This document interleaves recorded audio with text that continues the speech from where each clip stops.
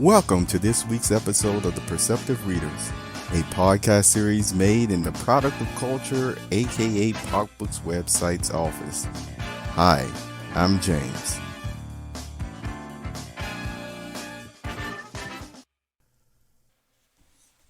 Garrison living, the best of times. What is Garrison living? Hi, I'm James and welcome to this Perceptive Readers.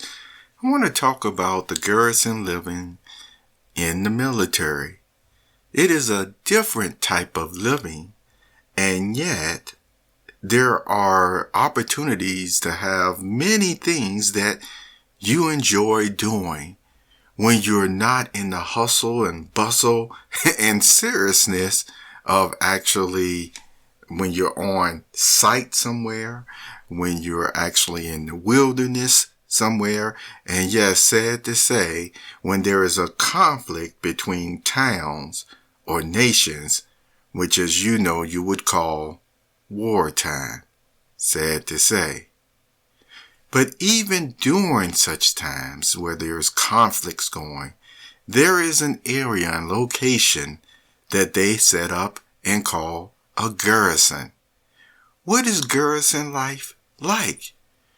Well, when you're actually out on the range or somewhere again in the previous environments that I described, you actually find that out there it's rough and it's a different way of living than being back in garrison living. See, garrison living in the military is still different from your regular civilian life even. And so there are certain things that you just do every morning non-stop. First thing in the morning, from making your bed to actually cleaning up your whole area, your room or what have you. You're still checking to see if your shoes are spit shine. Well, you don't have to spit shine them, but they should be sparkling, you see. And the same thing with your uniforms. They are very nicely pressed and cleaned, and even in your drawers and closets, and you will find everything is dress, you see, very neatly put. That's if, once again, you live in the garrison area, the barracks area, the tent that has been set up in these different locations where you're at, you see.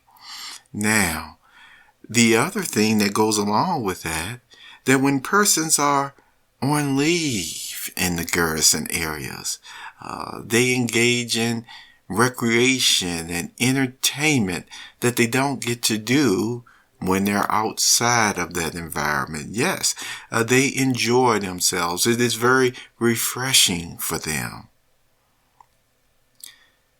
Right now, in many areas, since there are no serious conflicts going on in the area that these military personnel are in, they are enjoying the fruits of their labor in the garrison area. Now, what happens when there is an area that is under conflict?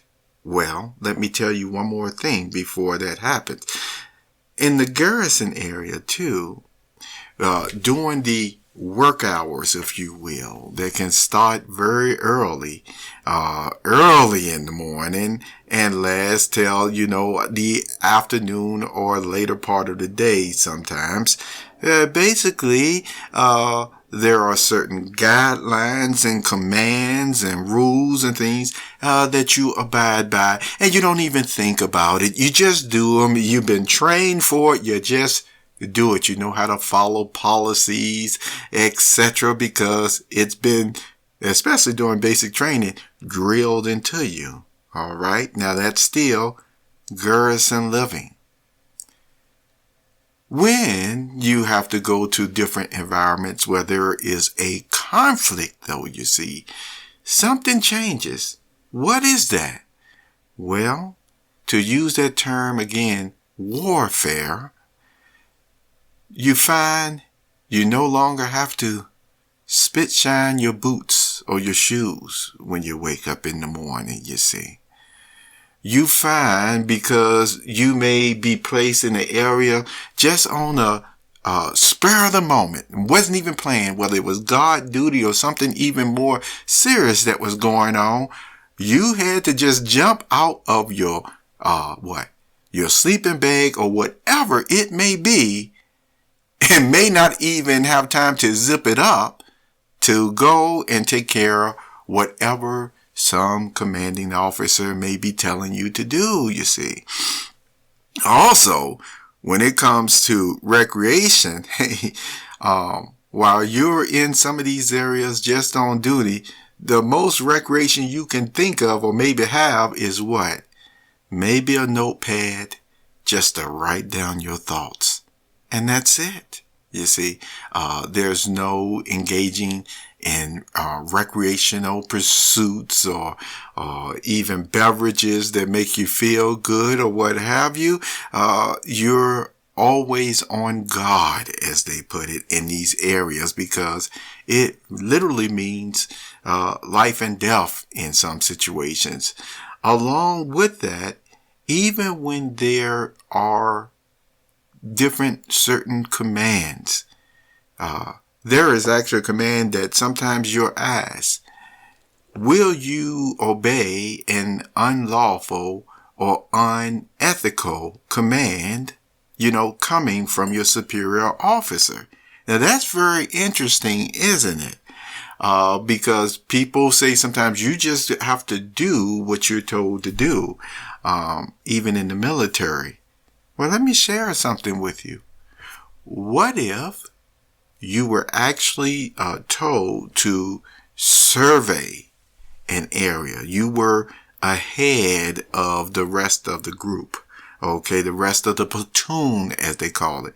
And your commanding officer had already told you, look, you just survey straight in this area, no matter, what you have to do with your normal duck and hiding or what have you. Because remember, the same thing about in garrison life, and I want to emphasize this, that's where you see soldiers at times in their formations and walking in straight lines. You see left, right, and everybody can see them looking spotless and things of that nature. It's not like that in environments of conflict. No, they are scattered. No, there's no even showing off your ranking insignia, you see, because if the enemy ends up seeing it, then they know who to go after. But see, it's camouflage. Things are camouflage, and you don't walk as straight as you would in garrison areas. You don't stay in uniformity as you do in garrison areas. You don't stay as clean as you do in the garrison locations, okay? So let's say again, the platoon and the person who is on point, who is way ahead, was told to go directly to this certain city or this area. Now, while the person was out there, they end up finding some strange activities going on to maybe the left or to the right of them. See, now in this case, when I say strange activities, it's enough to maybe at first put the person even on guard and not say, hey, I can just proceed forward. I have to investigate.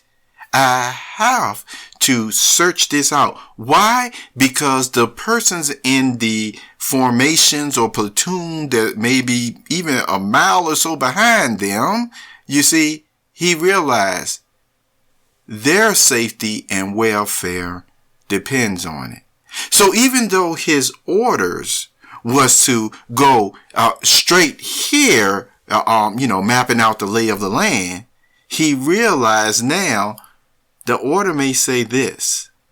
However, with what this activity is over here that can affect the lives of my platoon, my men, my group, you see, the medics, you see.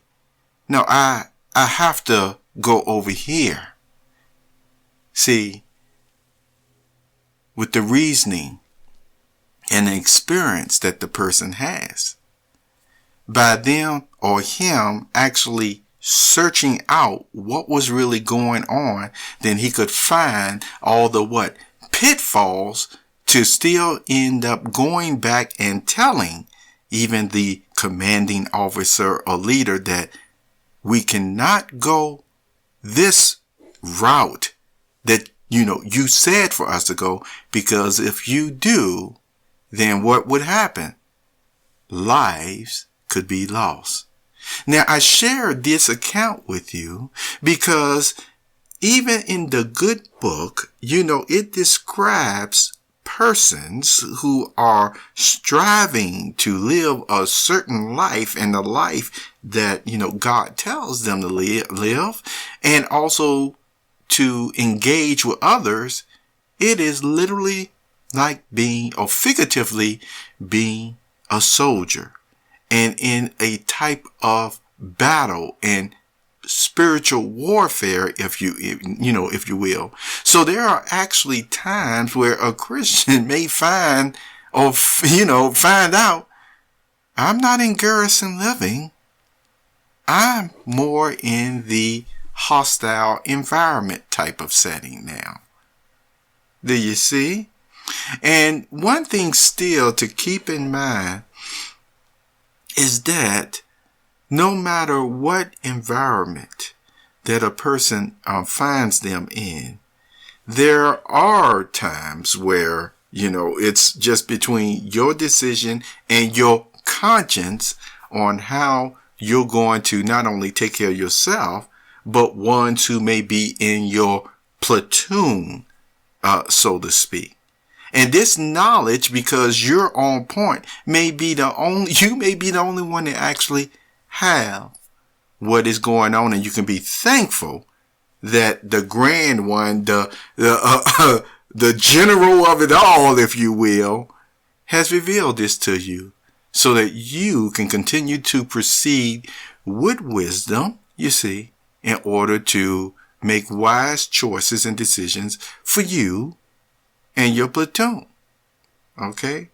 Thank you for being with me on this Perceptive Readers moment. And always still, no matter what situation you may be in, try to keep the personality that the ones who should feel approachable, that you should feel approachable to, that hopefully they will still feel that approachableness to you, no matter whether you're in Garrison living, so to speak, or if you're actually in a different environment that's more hostile, where you have to use more of your wits and your thinking ability, because you realize there are certain situations or even commands that even the ethical conscience overrides those commands that was given just basically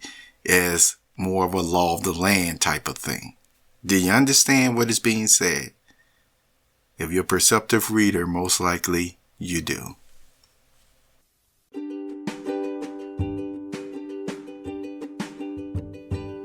You have just listened to the Perceptive Readers podcast. Remember, until next time, if you read something that encourages you to improve or enhance your life for the better, it becomes your reality.